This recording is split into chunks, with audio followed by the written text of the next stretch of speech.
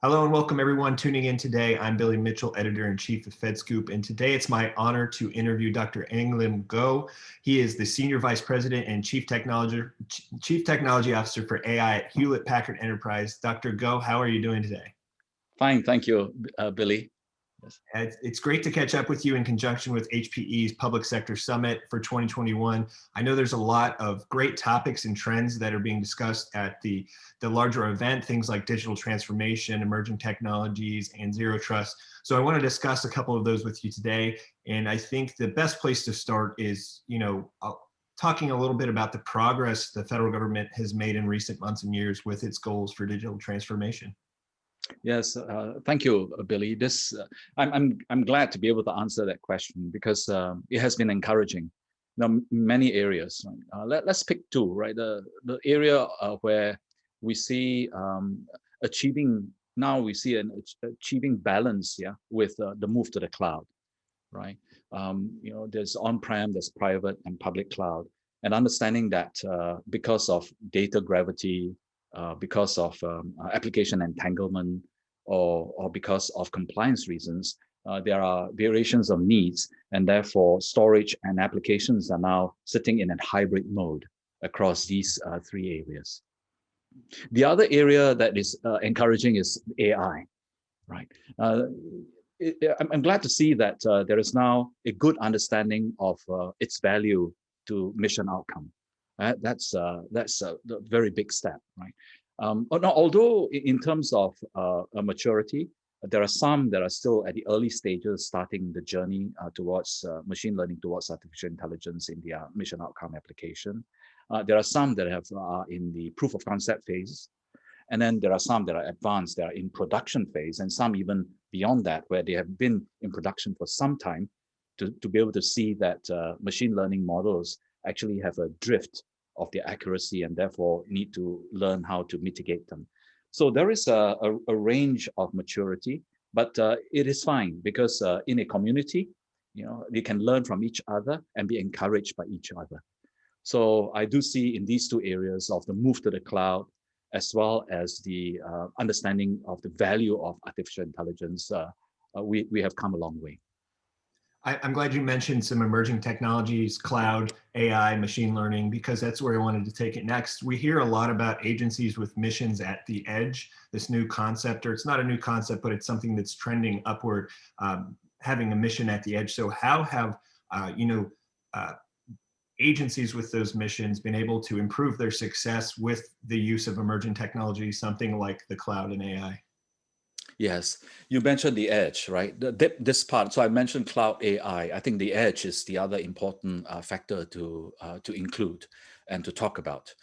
I think the success we are seeing there, right, in leveraging the edge more and more comes from two places, right? One, fact that there is now a realization that latency and bandwidth of communication with your edge devices, your remote edge devices, is now no more a something you deal with, right? Something that is an artifact, right, of your implementation. But now it's more a mission attribute, something you focus on as part of your planning center, right? So this is one area where will help with the implementation of edge devices in a productive way. The other area is Gartner came up with a report that by 2025, 75% of data will be created at the edge, where it is not the case today. It is mostly at the cloud. So more and more, there's a realization that the edge is very important, right? Given the fact that a lot of data will come from there, and the fact that now you have to deal with latency and bandwidth as a mission attribute. So it is encouraging, but work continues, right? As we always say, if you are in the jogging lane, right? If you have a good head start, you'll be fine with runners behind you, but you have to keep moving. That's very interesting. As more of the workload kind of expands to the edge and the network is not, its traditional on-prem network that you're used to, I'm interested in talking about how you secure that. And one of the ways we've heard is zero trust. So, how does zero trust play into this new modern tech architecture? Oh, very much so. Zero Trust was the paper was published and finalized by the National Institute of Technology, NIST, some in August last year, right? And in it, it talks about the Zero Trust architecture, which is essentially a plan, right? And then Zero Trust security, which is essentially a set of, within it, Zero Trust security, which is essentially a set of policies, practices, and processes, right? And one of the key tenets, right, of Zero Trust is that, even after you've logged in to the network, right, trust is not given implicitly. It is instead constantly, right, reevaluated. So trust is not given implicitly. I think that was a key thing in the NIST paper. So there are different methods and approaches to this. One of which is to achieve, this constant reevaluation is micro-segmentation, the term they use. But essentially, it is a way to group your users, number one, which we do already today, standardly, right? You group users and then you give them access control based on the group they are in. But more now, not just access control, but more now role-based control, meaning, what are you doing? And you'll be given permission based on that. So that's the user side. But more and more, because of the edge devices we talked about, we have to also focus on grouping devices, not just the users. Users using devices to come into the system, right? Devices. So tools needs to be built to segment or group devices so that not only you have user behavior analysis to look at the behavior of users and then notice if everything is going correctly by permission, but you also want entity behavior analysis. You want to also know, as you classify your devices between, say, a printer and a server, you don't want a printer to act like a server, and that would be suspicious.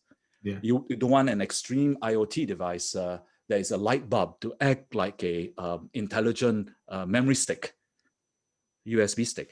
So you also have entity behavioral analytics there. So this is just one example.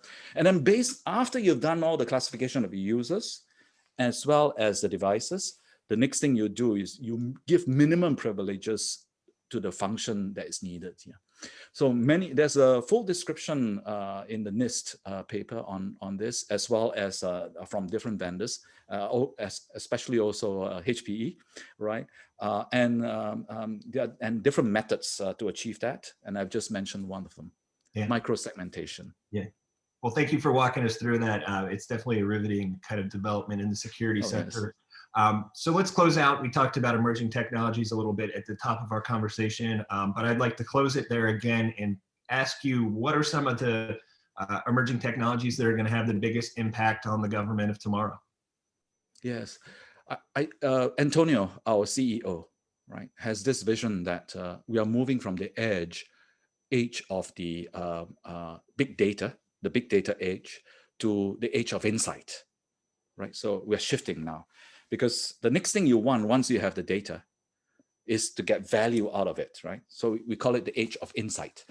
Now, the key issue, the key matter here is that in the age of insight, you have to transform yourself, so we had digital transformation, but more and more now, you should now zoom in to a data-centric transformation. Digital transformation is the bigger term, and then now you zoom into being data-centric transformation. And this data centricity needs to be able to be managed, right? From the fact that you now have a hybrid cloud all the way to the intelligent edge. And that users now demand that they need to be able to use data from anywhere and then run their applications anywhere. Right. As such, to be able to use the data from anywhere, you more and more now realize you need a data fabric across it all, right? A fabric that encompasses it all, hybrid cloud to intelligent edge. The next thing you need is to be able to run your application everywhere after you use that data, right? To run your application anywhere. And this is where more and more now people are realizing to build a container type platform where your application can run on the public cloud and or the private cloud and or some of the intelligent edge. So this is where things are going, right? anywhere, to be able to achieve using data from anywhere and running your applications anywhere. However, in order to achieve all that, you need your network to span it all, a reliable network to span it all with latency and bandwidth considered as a mission attribute. Right? And this is where I believe things like SD-WAN, software-defined WAN, will become important. And that 5G as a transport layer amongst the MLPS, broadband, and satellite, 5G reliability will be a big factor in that SD-WAN concept. So this is where we believe the industry will be moving. So we've had cloud, we have AI. I believe the next step will be the age of insight, as our Antonio's vision says, vision is, and that we need to provide the infrastructure for that. That's very interesting. Well, we look forward to seeing the age of insight land within the government space. But that's it for today, Dr. Goh. Thank you so much for your time, and I hope we can chat again in the near future. Thank you, Billy. Great interview. Thank you.